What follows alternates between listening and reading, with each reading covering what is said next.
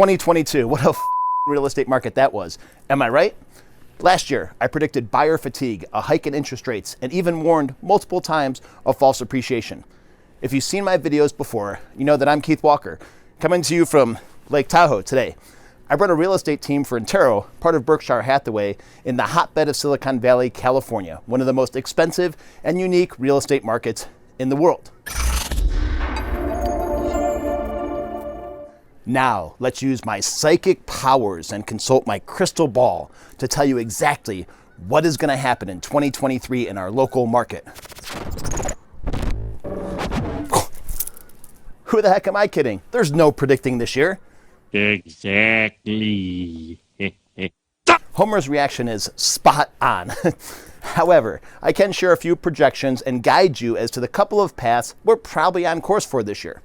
A little background. Before putting this video out, for dozens of hours, I've researched all of the various national experts, projections, culled through data, national and local, reviewed historical context and trends, and relied on my own personal experience of 25 years as a career second-generation realtor. Here are the factors I'm really paying attention to: inflation, interest rates, unemployment, the stock market's reaction to all of the above, and of course, inventory, or more specifically, lack thereof.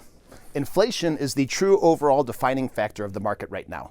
The rise of interest rates is the government's path to curbing inflation.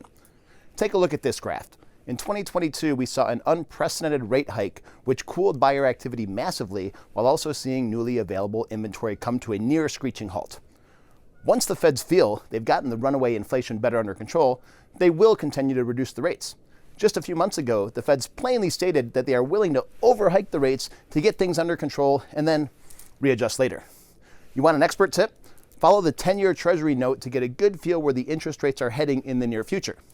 Let's touch on unemployment now. This is definitely a media clickbait darling. We've heard all the news surrounding this, and whenever it happens, employees become rightfully concerned. Something that's truly important to understand: the percentage of layoffs and how that impacts actual people purchasing homes currently is extremely minimal and has no real impactful effect on the number of sales. The true impact will be centered around two things. Number one, the public perception of layoffs and how that affects local consumer confidence. And number two, the stock market's reaction to the unemployment numbers released in February. Either and or both of these can affect what happens. Now the curveball, especially here in Silicon Valley. Whoa, what was that? Whoa. Inventory. That's what that is. Inventory is not only low, it's dangerously low. Listen to these numbers. As of January 13th, 945 homes for sale. Last year we had 618 at this time. Quite a bit lower, but you probably remember the competition last year. And in 2019, which is a very similar market to this one, there were 1,180. And how about this? In 2009, there were 5,400, 6 times as much for those of you who don't have a calculator handy. Supply and demand is basic economy 101. So, where in the heck are we heading? Right now you can open them. We'll gaze into the crystal. What's this I see? A house with a picket fence. Let's start by dealing with the elephant in the room. Since the free fall that started April 30th last year, which has seen prices drop 17 to 21% throughout the Bay Area, that false appreciation I've discussed in past videos, has the bleeding stopped, or will home prices drop even further? Now, as inflation gets under control, interest rates will start to lower, which will increase loan activity and buyer activity. It's already started.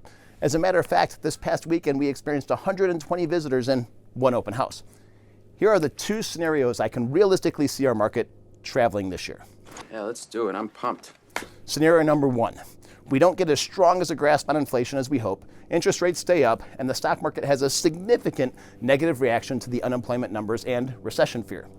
This scenario causes a pause in the market in the first 2 quarters and negative consumer reaction, further slowing the amount of buyer interest and sales. In this instance, prices stay stable with no appreciation and even some possible depreciation, but nothing significant. The nothing significant is due to the lack of actual sales, thereby not providing a quantitative number to cause a significant reduction, and homeowners with enough equity, record amounts currently, not having to sell unless they are experiencing a life event of some sort. Scenario number 2 gets interesting. The Feds feel they have the grasp on inflation they want and lower interest rates about 1% or so, and inventory remains low.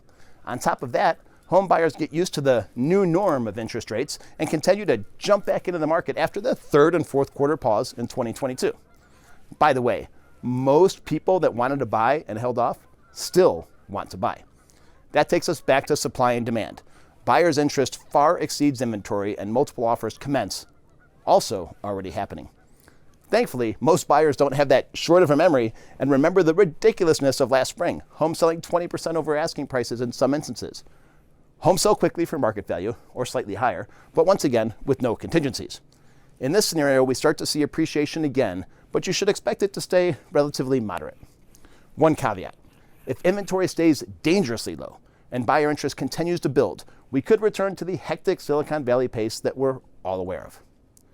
Here's a quick chart showing what the reputable national experts say. Notice that they even disagree in projections, but there are no wild swings seen from any of them. So, fasten your seatbelts. The roller coaster isn't over and we can't quite see the next bend. However, due to these more than usual murky waters to navigate, I'll be updating you on the market every month moving forward. I do want to end with a quote from David Stevens. So be advised, this may be the one and only window for the next few years to get into a buyer's market. And remember, as the Federal Reserve data shows, home prices only go up and always recover from recessions, no matter how mild or severe. Long-term homeowners should view this market right now as a unique buying opportunity. One thing I can assure you of, real estate's a long game, not a short play. This current market is a tremendous opportunity, just like back in 2019. Our clients that listened to us and invested in the market back then are ecstatic. The ones that didn't are unfortunately either still renting or simply beating themselves up for missing out on the moment.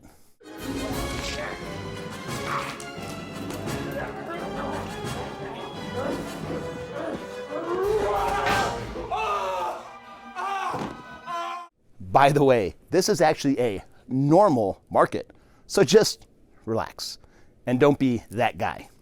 As always, I'm Keith with the Walker team of Intero, here to educate and navigate, not speculate and fabricate. If you want to work with an experienced, active, data-focused realtor, I'm just a text, call, or email away. Thank you for listening to my take. Make 2023 your best year yet.